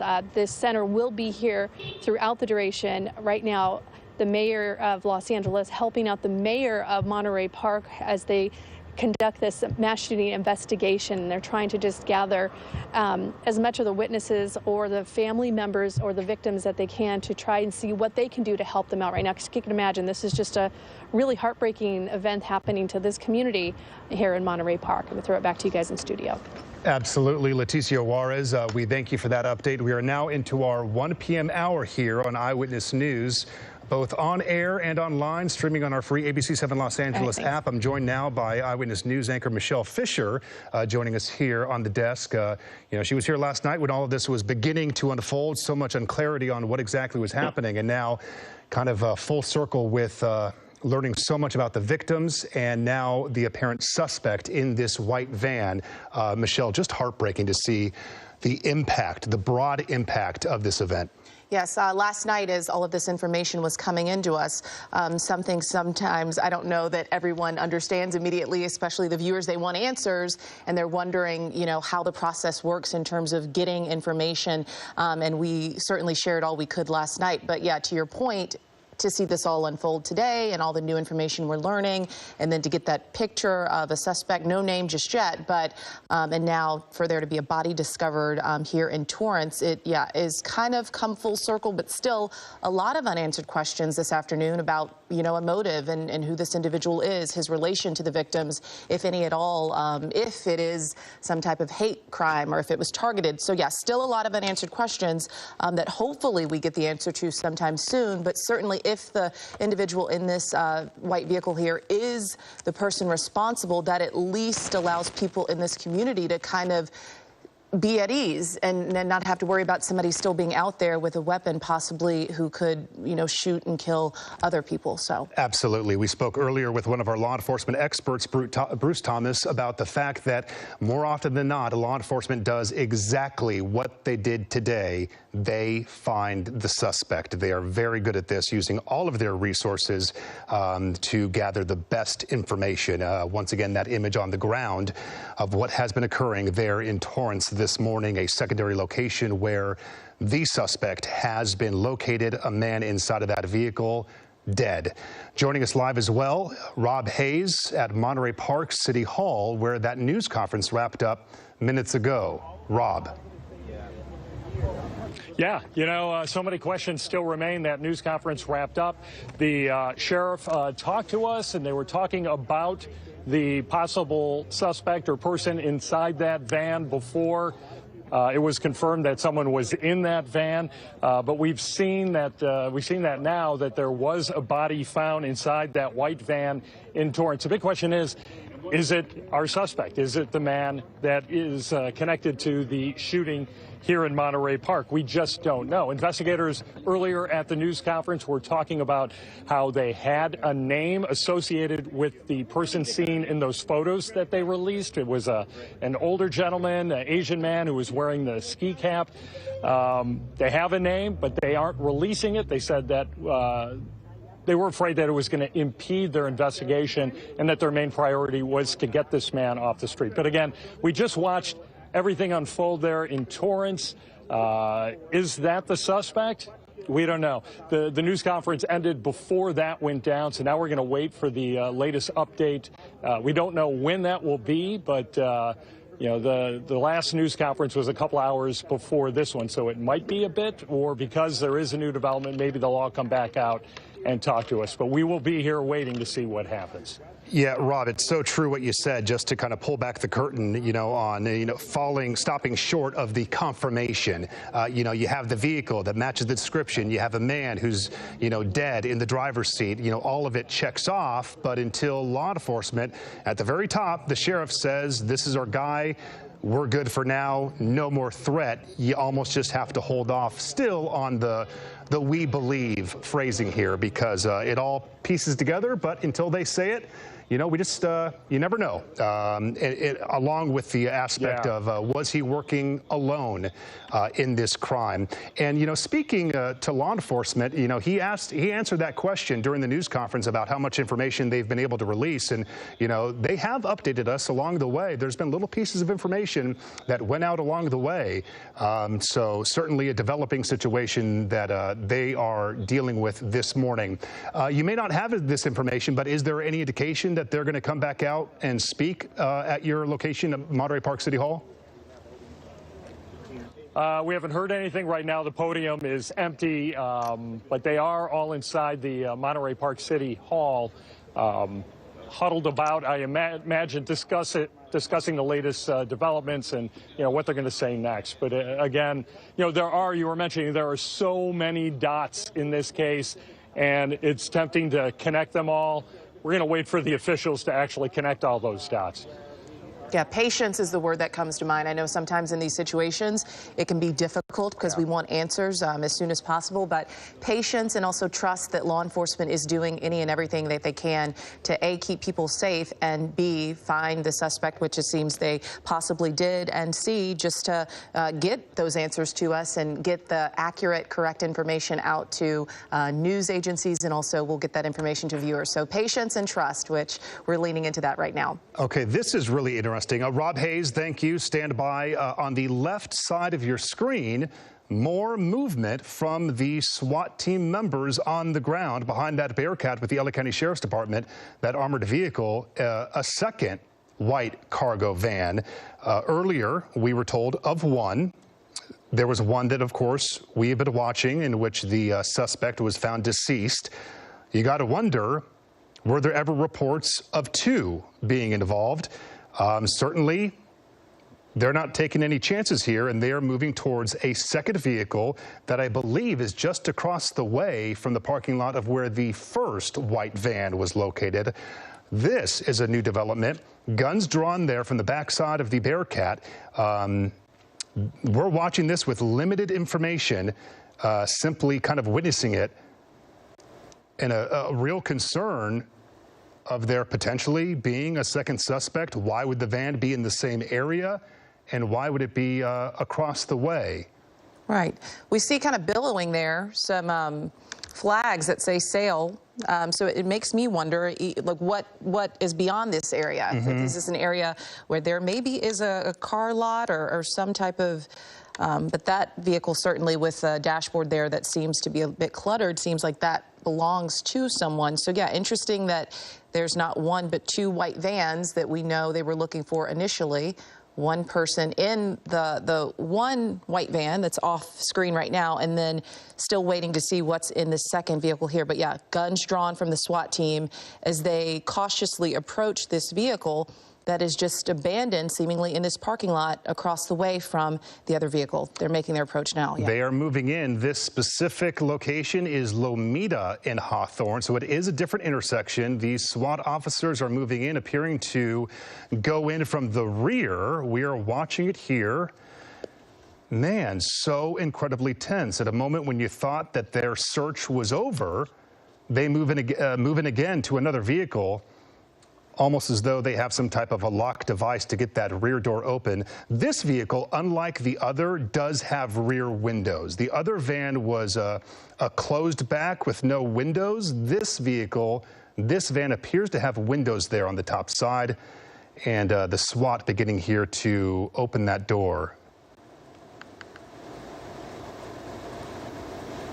All right, they're taking a look inside.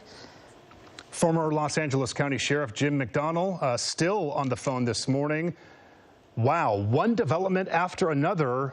What do you make of this secondary vehicle? The description is near identical. We had never heard that there was potentially a second white van that authorities were looking for. Offer your reaction if you can. Yeah, no, it's a surprise. They approached this one, but very carefully, without the same level of standoff as they had initially on the approach to the other one. So sure. It leads me to believe that they're running down any possible leads or issues in the area that are of concern. And as we talked about before, you have one shot at a piece of evidence or potential evidence, and you want to be able to investigate that while you have it there. Because if somebody were to say after the fact that, hey, there was a similar van and it was parked right down the street, did you see it? Did you investigate it? In this case, they can say, yeah, we became aware of it, and we did what we needed to either tie it to the case or find out that it wasn't connected at all and be able to move forward. Yeah, incredible work, and thank you for walking us through that potential approach on what SWAT was dealing with. Of course, some speculation, but it's fantastic insight. Speaking to Air 7 HD, if it's possible to give us perspective of this location to where the other van is located as the camera pans up. Okay, so it's a good distance away. Okay, so this is more than just across the street. It's almost around the corner and down the block, and that offers a good explanation for why they were telling people to clear the area. Earlier, when we were live with Sophie Flay, she was told by deputies in the area to move back, that they had to break down and move, and this maybe kind of speaks to that broader crime scene, the perimeter that is in that general area this morning of Torrance. Again, in the South Bay, far from the distance of the original shooting in Monterey Park. Former Los Angeles County Sheriff Jim McDonnell, we often talk about the duration of these investigations. Now with these two crime scenes, Scene A in Monterey Park has got to go on for days, given the body count and the investigation underway. Something like this, the fact that we have a body in that one white van, that's going to play out for hours, if not into the night as well. Oh, yeah. In all likelihood, that'll go on into the night because the crime scene investigation, which is very thorough, will be done at the scene. The coroner will roll out, and the coroner will do their own separate and independent investigation at the scene. And then they remove the deceased and take them to the coroner's office, where an autopsy will be scheduled and then performed in the next couple of days, and then contribute to the investigation as to what happened, and it's all like a piece of a puzzle, and all these pieces fit together, but you don't want to be missing any pieces, which is why they find a van like this in the area. And we don't know if they had any additional information that it was there. It may have been spotted by one of the units in the area and reported, or it may be something that they had linked as part of the investigation from somebody not at the scene, and the vehicle was located. So they take whatever they can and run with it while they have the opportunity to be able to do that. And then ultimately, in the days and weeks and months ahead, put together a comprehensive overview of what actually occurred last night and today. All right, former Los Angeles County Sheriff Jim McDonnell on the phone with us. Fantastic insight. This is Mark Cota-Robles alongside Michelle Fisher here, breaking into regular programming with so many updates regarding this mass shooting that has occurred here at home, the 5th mass shooting here in the U.S. this year and the largest since last year in Uvalde, Texas. 10 victims killed, another 10 wounded, taken to multiple area hospitals, including County USC Medical Center.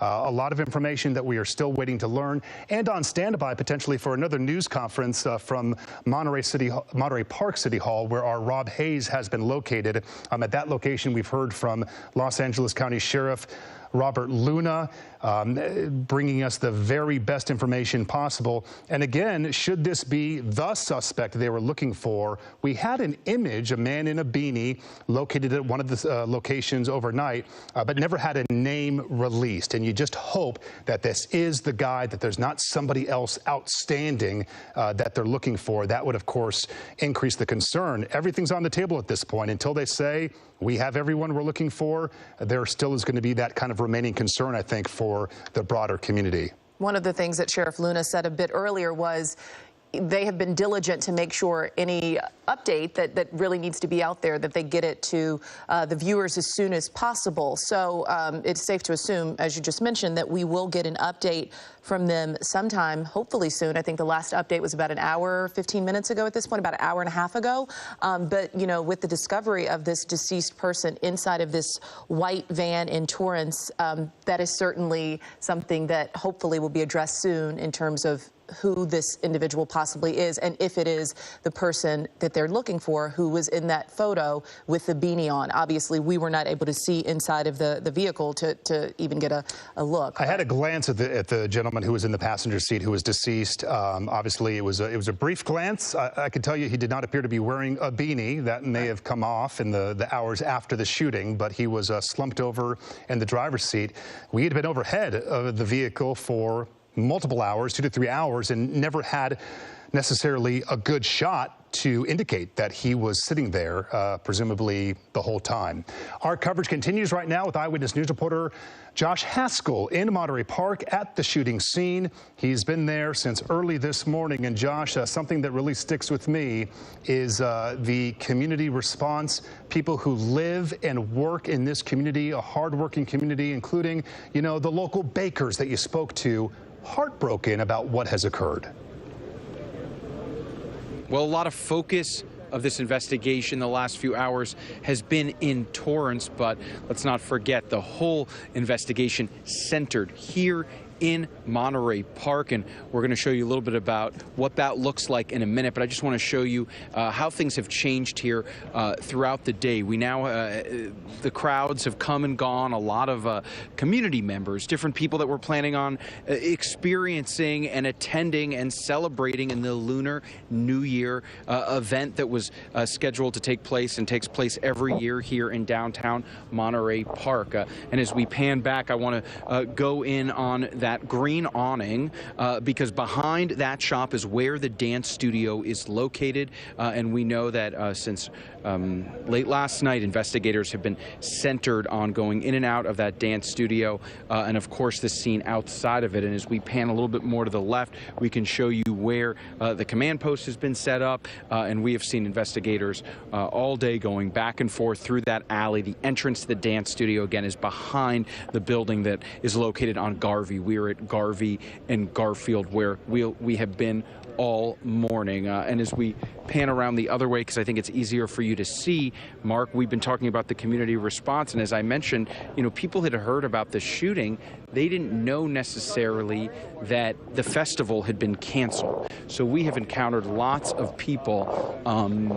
Maybe hard for us to pan around, but we'll go a little bit.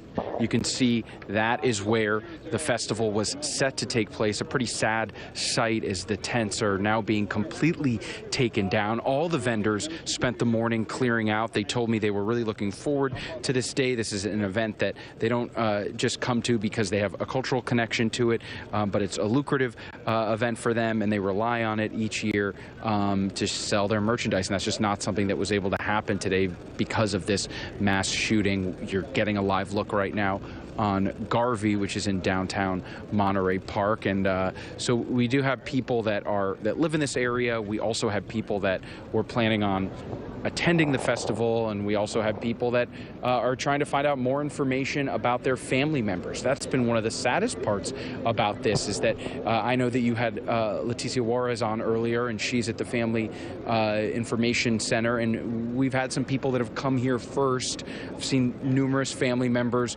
crying, visibly upset, and then they move to that other locations. So many people live in and around this area.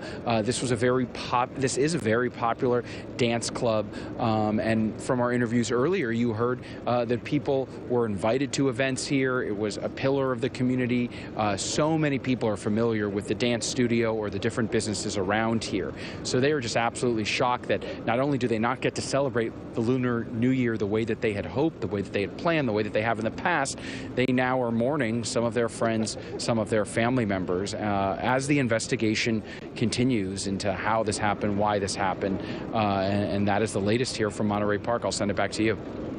All right, Josh, thank you so much. So many people in the community coming to that area where they had hoped today would be a celebratory experience to celebrate the Lunar New Year, but instead just a much different reality for people there in Monterey Park, instead dealing with this mass shooting that claimed the lives of 10, 5 women, 5 men, and then there are many other people that are still injured and in the hospital as well. So just a heartbreaking situation there. I believe we do still have Leticia Juarez, who's also in Monterey Park.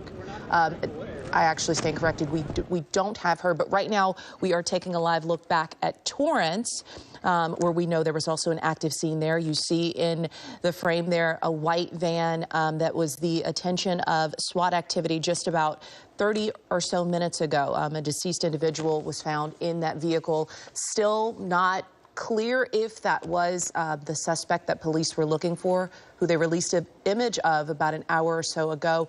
We are expecting and hopeful that pretty soon, at some point, we will have another update from law enforcement. We want to make sure we're getting correct and accurate information out there, but certainly something was found in that vehicle. And as former LA County Sheriff Jim McDonald explained, the coroner will now have to come in, take a look at that individual's body to really determine what happened there, the manner of death, and ultimately, you know, how and why that person died, and if there was any connection to this mass shooting. Absolutely. You are watching live coverage here on ABC 7, both on air and streaming online in our free ABC 7 Los Angeles app. We're going to be wrapping up our coverage here within about a minute or so. Closing statements here from former Los Angeles County Sheriff Jim McDonald. Let's say we have about 30 seconds or so. Your closing thoughts on everything we've witnessed over the past 12 hours. You know, I think as residents of LA County and of Southern California, we have a lot to be thankful for and proud of for the way that this was conducted, the fact that you had such a horrific incident. Tremendous amount of resources were dedicated immediately and then throughout the duration. And now the investigation will be thorough and ongoing. And just the collaboration among all of the entities that come together. And not to forget the victim side and the families and all of the things that are being done to try and comfort those that have had a loss or that have had somebody seriously injured. That'll go on for a long time to come. So I think when you look at something horrific happening, trying to be do the best we can, we have a lot to be proud of. Absolutely. Former Los Angeles County Sheriff Jim McDonald, now with USC. We appreciate your insight over the past several hours, along with all of those who have joined us, our reporters on the ground and our law enforcement expert, Bruce Thomas, providing that critical insight and information about this deadly mass shooting in the city of Monterey Park. It will be under investigation for days to come. Our coverage continuing throughout the day on air, abc7.com. We will be back this afternoon on air for Eyewitness News at 4.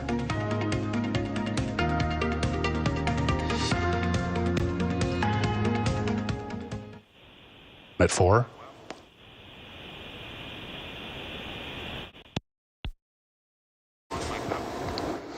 Okay, if you are streaming with us, our coverage now does continue. I was unclear if we would be continuing to stream online, and we are.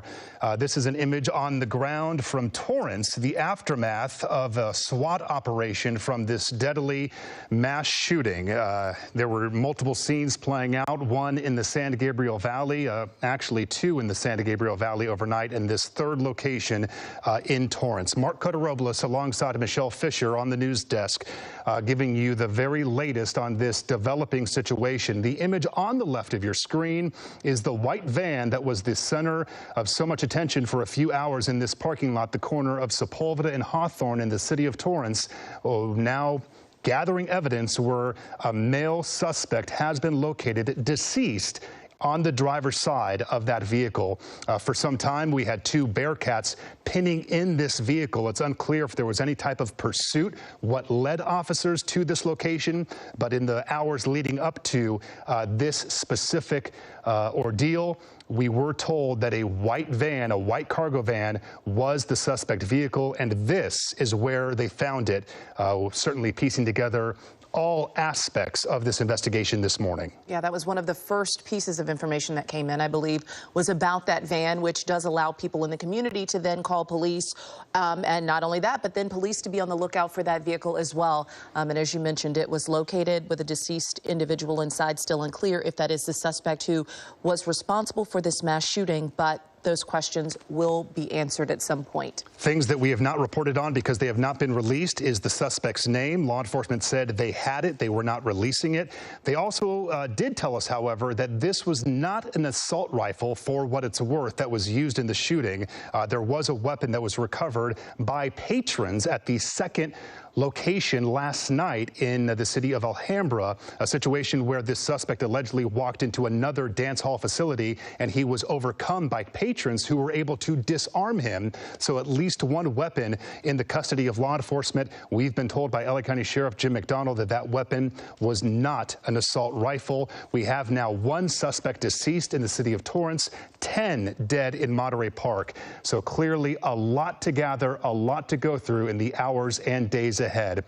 We are going to step aside here with our streaming coverage here on the news desk. Our images will stay live as we continue covering this online, abc7.com. We thank you for being with us. Stay safe.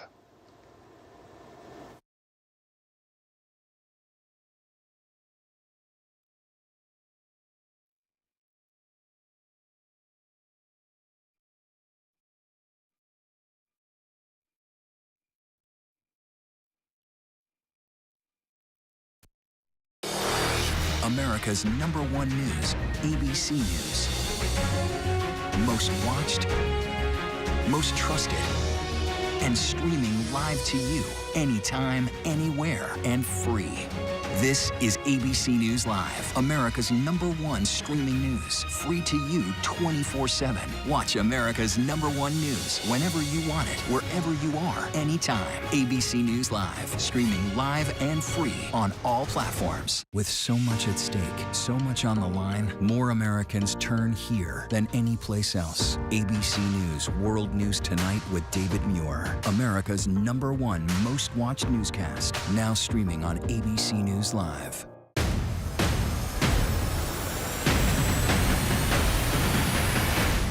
After an extraordinary news-making year, thank you for making ABC's This Week America's #1 news and politics show on Sunday mornings. This is ABC News Live Prime. Thanks so much for streaming with us. Live reporting, breaking news, exclusives, award-winning, powerful, eye-opening. ABC News Live Prime with Lindsay Davis, streaming weeknights. All right, here we go. You ready? Let's do it. Yes, it's the show America wants and America needs right now. This is What Would You Do? Let's go. How are you? How cute. Yes. So what will you be watching Saturdays on ABC News Live? What would you do? Hey, I guess I just found out. The What Would You Do Marathon, 12 to 6 Eastern, every Saturday on ABC News Live. My favorite show. So, what's good to read? And we mean really good to read right now. Well, that's where Charlie and Kate Gibson can help. Join us for the new podcast series. It is called The Bookcase with Kate and Charlie. We will make sure you love what you read. Listen wherever you get your podcasts. Get ready, America, every Friday. The hottest trends, styles, and must-have. What's the right stuff to buy right now? I really love that. It's time to buy the right stuff. Yes. And save big time, too. The right stuff. Fridays on GMA. You're going to love it. With so much at stake in our world right now, we wanted to thank you for your trust and for making ABC News America's #1 news. And thank you for making ABC News Live America's #1 streaming news. With so so much happening these days, it's hard to keep up. Things change hour by hour, minute by minute. The historic weather that's now unfolding. The worries on Wall Street. We're bringing you the Right Now. With a nationwide teacher shortage. The Right Now look at the day ahead. An alert this morning for dog owners and the key takeaways from the biggest stories. World News Now and America This Morning, America's #1 early morning news. Today does feel a little different. Early mornings on ABC News Live. You never know what you're going to get on this show. That's all I'm going to tell you. Yes, Whoopi! This mic on? Can you hear me out there? Behind the scenes is always a better show. Absolutely, absolutely. That's what people don't see during the commercial break. Right, they don't. What happened? I had no idea really what I was getting myself into. That day that we walked out, I treasure that day. I couldn't sit there. You're doing good, Joy. You're doing good. Oh, yeah, baby. It was crazy. Behind the Table. Listen wherever you get your podcasts. With so much happening these days, it's hard to keep up. Things change hour by hour, minute by minute. The historic weather that's now unfolding. The worries on Wall Street. We're bringing you the Right Now. With a nationwide teacher shortage. The Right Now look at the day ahead. An alert this morning for dog owners and the key takeaways from the biggest stories. World News Now and America This Morning, America's #1 early morning news. Today does feel a little different. Early mornings on ABC News Live. America's #1 news, ABC News. Most watched, most trusted, and streaming live to you anytime, anywhere, and free. This is ABC News Live, America's #1 streaming news, free to you 24/7. Watch America's #1 news whenever you want it, wherever you are, anytime. ABC News Live, streaming live and free on all platforms. Come out, wherever you I think my niece Allie was pushed off that ledge. And only one person came into an 8-figure sum as a result of her death. If we pull this off, we're set for life. What do you think you're doing? Get out now. Can this be our little secret? They have to pay for what they did. The Watchful Eye, January 30th on Freeform and stream on Hulu.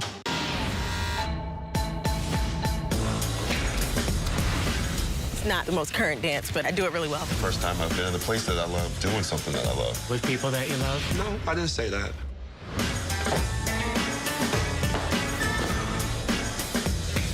Come on, y'all, make some noise. I'm Turk Janine. Janine. Gregory? Ava? Ava's here. Sorry, I don't speak line. So, what do you do? I've been lied to. I'm a yoga instructor. You? Pageant queen turned rocket scientist. I bet those pageants really prepared you for NASA. Tell me something true. I'm a criminal. I'm CIA.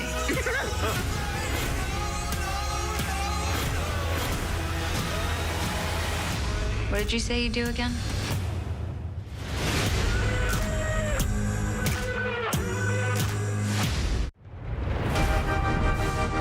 This is where I belong. This is home. Real dirt in the sunlight again. I'm very excited. Anything could happen at any moment. My heart is so happy right now. We're making magic. We're making magic.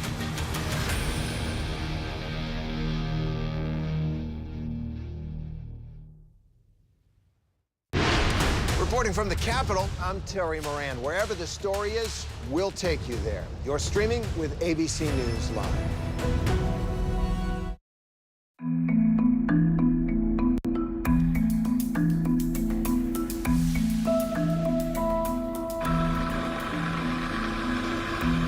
Even after Brian Kohberger's dad is seen in images posted by thedailymail.com, picking up the pieces after that SWAT team raid on their family home in Pennsylvania, University of Idaho students are bracing themselves to return to campus. It was definitely a decision coming back to Moscow rather than in past years.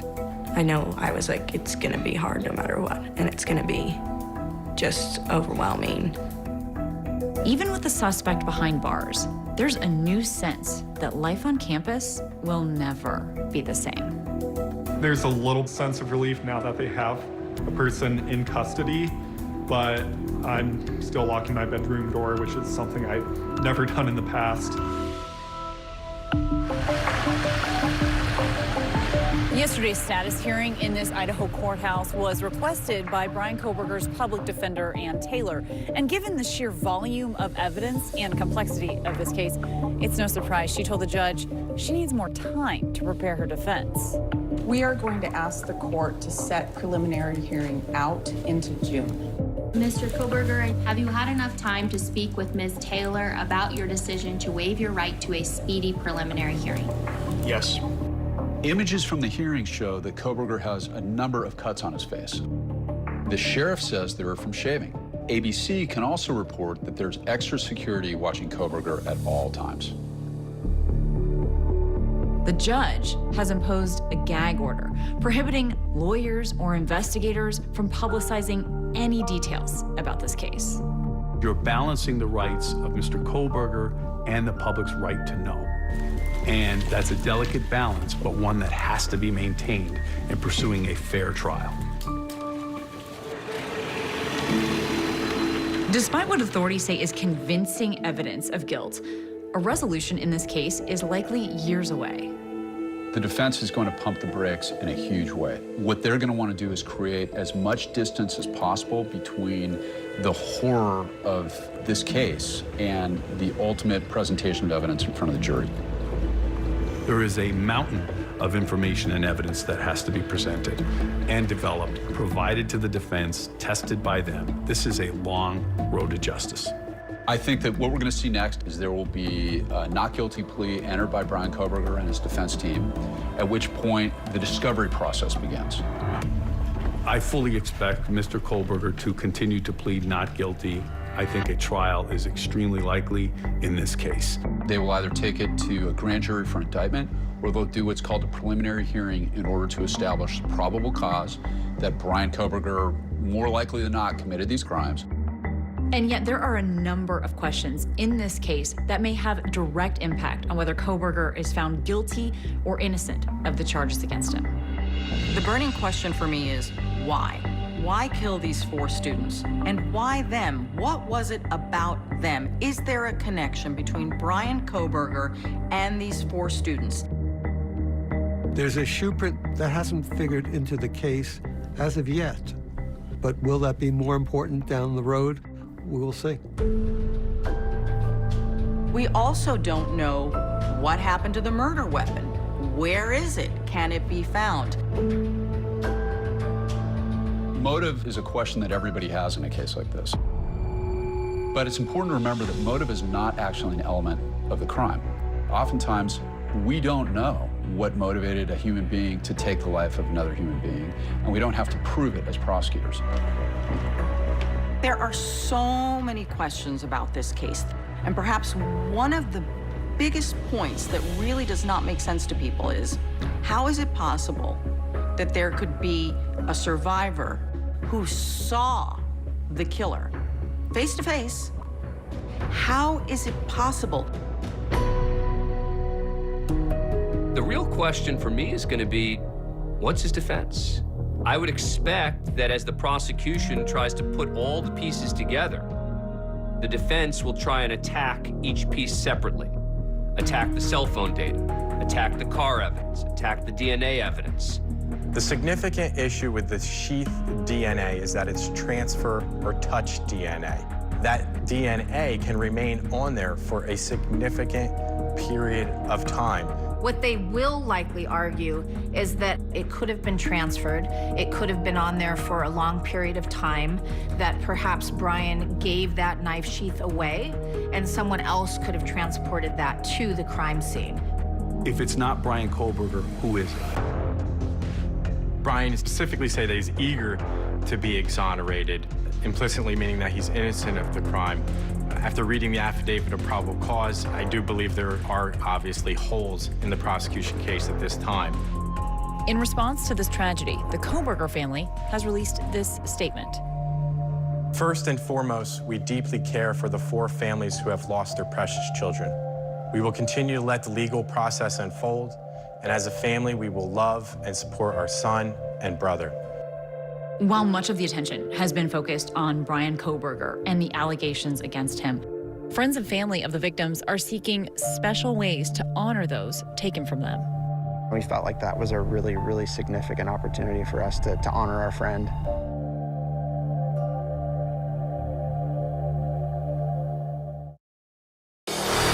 America's #1 news, ABC News.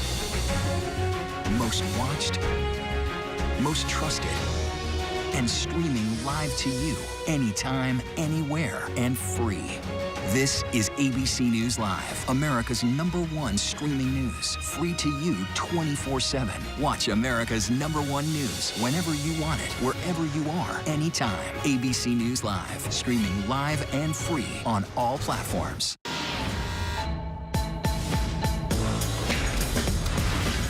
Not the most current dance, but I do it really well. First time I've been in a place that I love, doing something that I love. With people that you love? No, I didn't say that.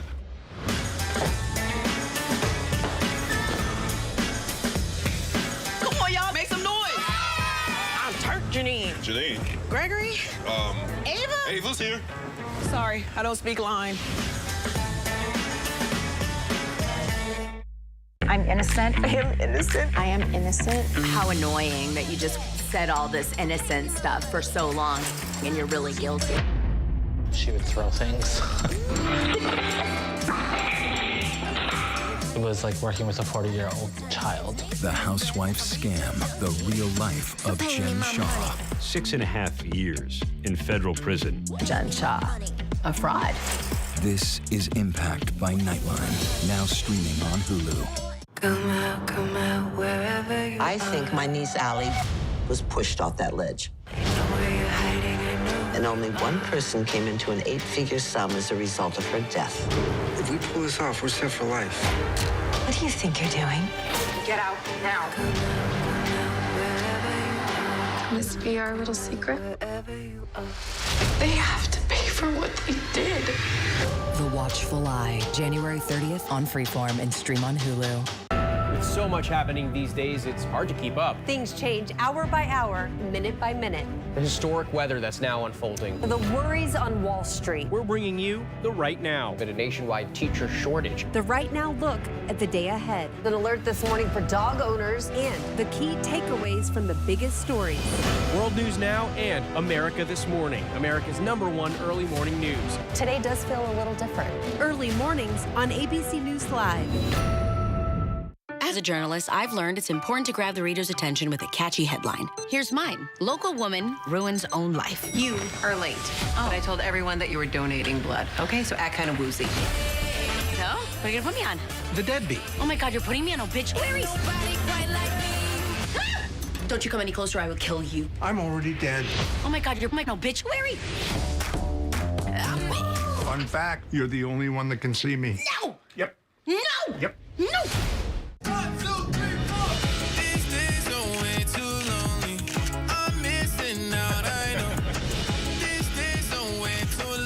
I'm not forgiving love away, but I want action. Someone love me. I need someone to leave me. I'm ready. Are you? Yes, I'm ready. Let's go. You never know what you're going to get on this show. That's all I'm going to tell you. Yes, Whoopi. This mic on? Can you hear me out there? Behind the scenes is always a better show. Absolutely, absolutely. That's what people don't see during the commercial break. Right, they don't. What happened? I had no idea really what I was getting myself into. That day that we walked out, I treasure that day. I couldn't sit there. You're doing good, Joy. You're doing good. Oh, yeah, baby. It was crazy. Behind the Table. Listen wherever you get your podcasts. From America's #1 news comes the